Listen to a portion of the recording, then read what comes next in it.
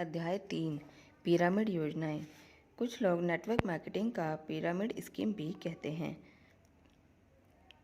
आप इस बारे में क्या जानते हैं? मैं ऐसा इसलिए पूछ रहा हूँ क्योंकि अधिकतर लोग वास्तव में नहीं जानते कि पिरामिड योजना आखिर होती क्या है। बहुस्तरीय पिरामिड एक प्राकृतिक ढांचा होता है। इस संसार में कोई भी संगठन जो किसी भी प्रकार की व्यावसायिक, सामाजिक तथा राजनीतिक गतिविधि में सक्रिय है, उसका ढांचा पिरामिड के समान होता है। इसका आकार ऊपर से नीचे की ओर बढ़ता है। जाने माने लेखक एवं प्रशिक्षक डॉक्टर कार्ल डीन ब्लैक इसका वर्णन निम्न प्रकार करते हैं। हमारी सरकारें, प्रतिनिधिमंडल, स्कूल, कॉलेज, धार्मिक संस्थाएं, उत्पाद तथा सेवाएं प्रदान करने वाले सफल व्यवसाय सभी मल्टी लेवल पिरामिड होते हैं। सबसे निचला स्तर किसी भी मल्टी लेवल पिरामिड का आधार होता है, परंतु उसमें सेवाओं का वितरण ऊपर से नीचे की ओर किया जाता है। हमारे देश को चलाने वाली सरकार भी एक पिरामिड के आकार की होती है, जिसमें सेवाओं का वितरण सरकार द्वारा नीचे की ओर किया जाता है तथा हम अपने वोटों के द्वारा इस नेटवर्क को मजबूती प्रदान करते हैं। ठीक इसी प्रकार मार्केटिंग कंपनियां अपने उत्पाद तथा सेवाएं किसी पिरामिड में ऊपर से नीचे की ओर वितरित करती हैं तथा हम इस नेटवर्क को अपने धन की शक्ति के द्वारा नीचे से ऊपर की ओर सींचते हैं। परिणाम स्वरूप इस मल्टी लेवल पिरामिड में एक दो तरफा प्रवाह उत्पन्न होता है, जो पहले ऊपर से नीचे की ओर तथा फिर नीचे से ऊपर की दिशा में गति करता है। पिरामिड में जब गुणवत्ता नीचे की ओर प्रवाहित होती है तो जवाब में शक्ति का प्रवाह स्वतः नीचे से ऊपर की ओर होता है।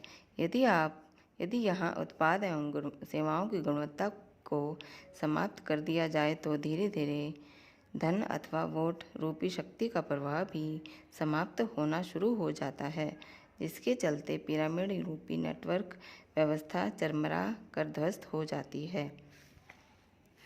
देखा आपने, डॉक्टर ब्लैक के अनुसार व्यवसाय, सरकार, शिक्षा तथा धार्मिक संस्थाएं आदि सभी पिरामिड हैं। इसी प्रकार नेटवर्क मार्केटिंग भी एक पिरामिड ही है। ठीक वैसे ही जैसे Microsoft, Dell, General Motors, the Girl Scout of America, school, college, hospital, दूरसंचार, परिवहन, रेल तथा डाक विभाग आदि। अतः हम कह सकते हैं कि पिरामिड ढांचा किसी भी व्यापार अथवा संस्था की मूल प्रकृति है। अब यह इसमें शामिल लोगों पर निर्भर करता है कि वे इसका सदुपयोग करते हैं या दुरुपयोग, क्योंकि इसी से आपके पिरामिड के सही गलत, अच्छे या बुरे होने का पता चलता है। सिक्के के दो पहलू। सेल फोन के उदाहरण को लेते हैं। ध्यान दें, सेल फोन एक उपकरण मात्र है। यह एक टूल है जिसे संदेशों के आदान प्रदान के लिए इस्तेमाल किया जाता है, किंतु अच्छी, बुरी अथवा गैर कानूनी सभी प्रकार की गतिविधियों के लिए यह उपकरण समान रूप से उपयोगी है। अर्थात इसका सदुपयोग अथवा दुरुपयोग सिर्फ आप पर निर्भर करता है। आप इसका उपयोग किसी भी दुर्घटना की सूचना देने के लिए करें अथवा दुर्घटना के षड्यंत्र के लिए, सब कुछ आप ही पर निर्भर करता है। ठीक यही बात पिरामिड पर भी लागू होती है। किसी संस्था अथवा व्यापार का ढांचा पिरामिड के समान होने मात्र से उसे उचित अथवा अनुचित नहीं ठहराया जा सकता।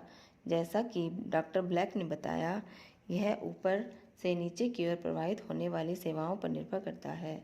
यदि पिरामिड का उपयोग स्वार्थी तथा गैर कानूनी गतिविधियों के लिए किया जाए तो उसे वैध कैसे ठहराया जा सकता है?